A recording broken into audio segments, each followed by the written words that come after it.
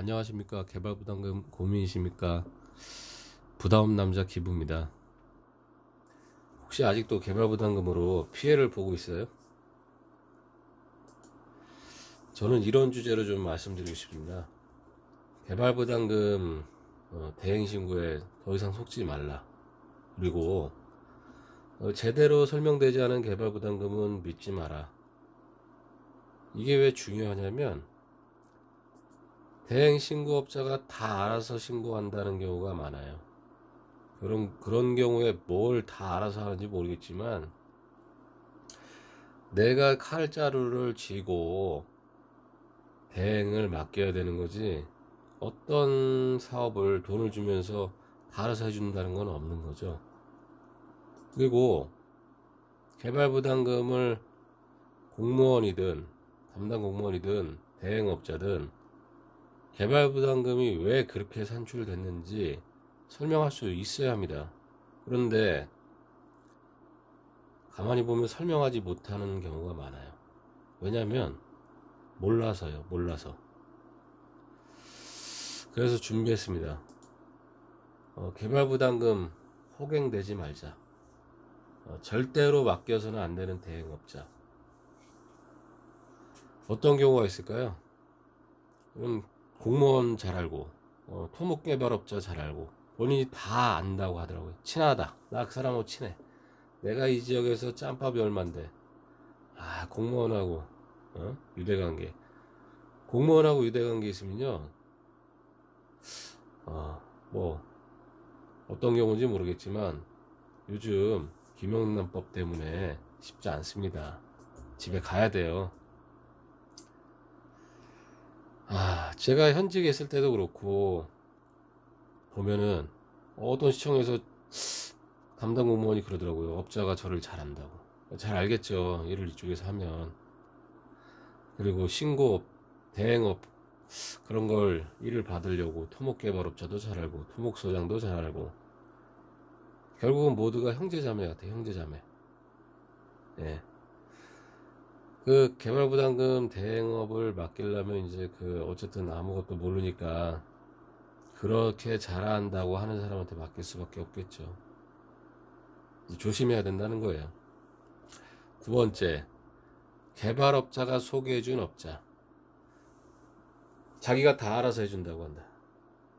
믿고 맡기면 된다. 이런 식이에요. 그런데 말만 꺼내면 돈을 요구해요. 도면을 다시 그려야 되니까 돈 주세요. 행정 처리하는데 또 얼마가 들어가네요? 계속 비용이 추가됩니다.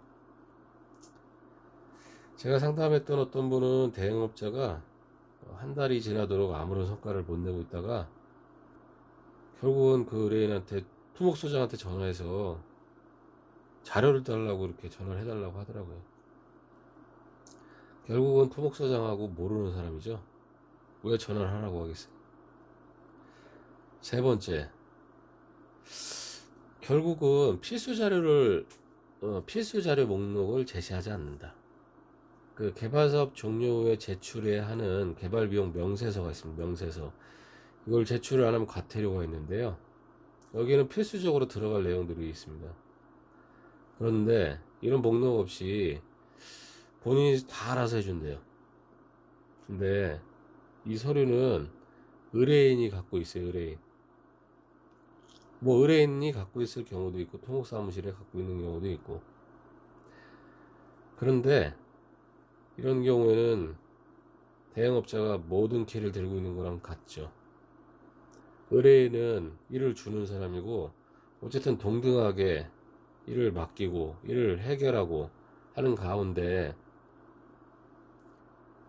그런 서류들이 제대로 챙겨질 수 있게 꼼꼼한 리스트가 있어야 되겠죠. 그렇지 않으면 제대로 신고가 안 될 위험이 크겠죠. 그리고 신고하는 내용이 당신한테 불리할 수도 있어요. 그런데 반드시 그런 경우에 선택을 해야 되겠죠. 근데 묻지도 않고 그거를 다 알아서 한다. 그거는 문제가 있겠죠.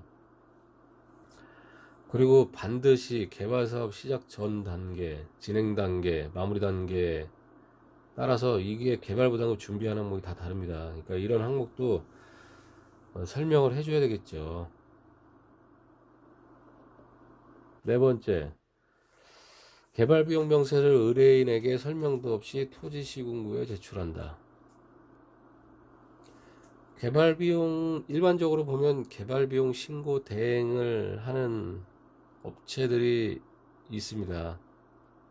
원가 기관이라고 해갖고 보통 기획재정부 소속에 또 그 기획재정부에 소속되어 있는 그 기관들이 보통 국토부 기관에 또 소속이 돼 있어요. 근데 이제 결국은 원가 방식에서 신고를 하는 거라 개발비용 명세를 이제 결국은 만들어서 자료를 기반으로 이제 대행업자한테 설명을 해야 되는데 그 설명이 없고 그냥 제출합니다. 어떤 부분이 누락이 돼서 차후에 보완을 해야 되겠죠. 보완 이인청할 때 그 부분에 대해서 준비를 미리 하라고 안내를 해야 되겠습니다. 그래야 피해가 없겠죠. 그리고 개발부담금이 그 개발비용하고 지가상승분에 따라서 얼마가 예상되는지 설명을 해야 되겠죠. 그래야지 확정부과가 되더라도 당하지 않고 준비할 수 있겠죠. 금액이 작으면 문제가 없겠죠. 또 이제 안 나오면 뭐 상관없겠지만, 근데 금액이 크면 그 개발부담금을 납부해야 되는 당사자로서는 당할 수밖에 없겠죠.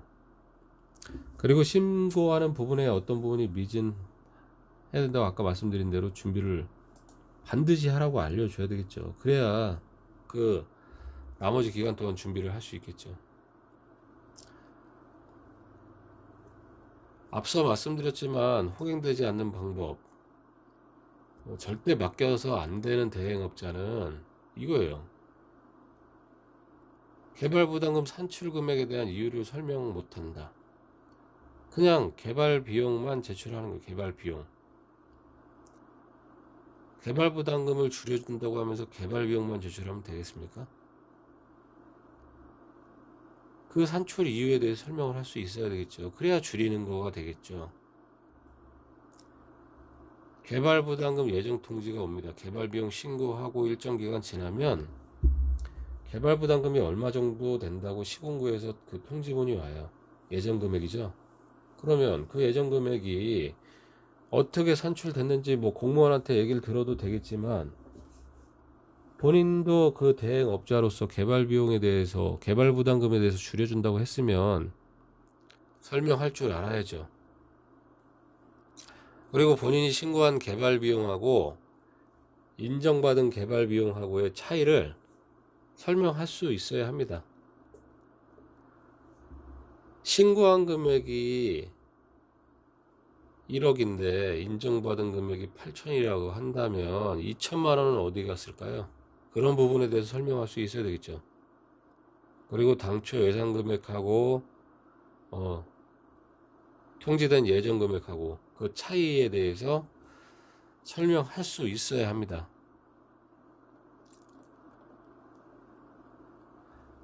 그 호갱되지 않는 개발부담금 대행업자를 선택하는 방법에 이게 가장 제가 볼 때는 중요한 것 같은데요. 결국엔 담당 공무원한테 책임을 돌려요. 왜 책임을 돌립니까? 당연히 그렇게 나올 수밖에 없는 걸. 담당 공무원이 무슨 죄가 있을까요? 본인의 능력이 부족한 걸.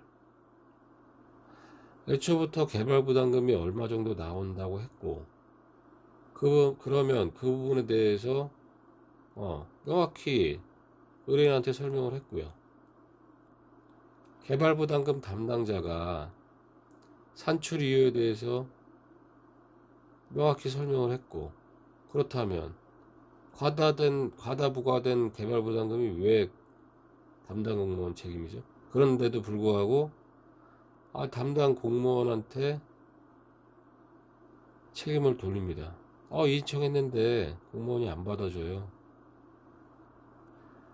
이게 뭐가 문제냐면요.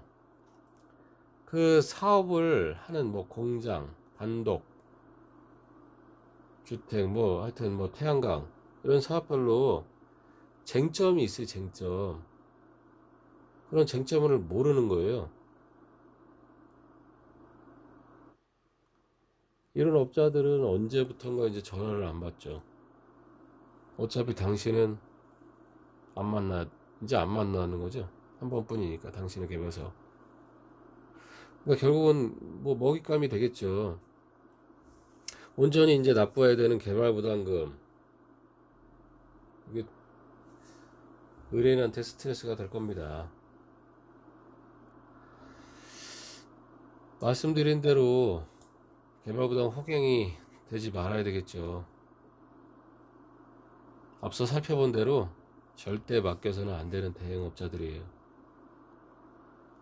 가장 중요한 거 아까 말씀드렸지만 필수 자료 반드시 제시해야 되고요. 그리고 제출하기 전에 개발비용 명세에 대해서 설명해야 됩니다. 그리고 금액이 산출된 이유에 대해서 반드시 설명할 수 있어야 돼요. 줄인다고 했잖아요. 그렇죠? 참고하셔서 좋은 선택이 됐으면 좋겠습니다.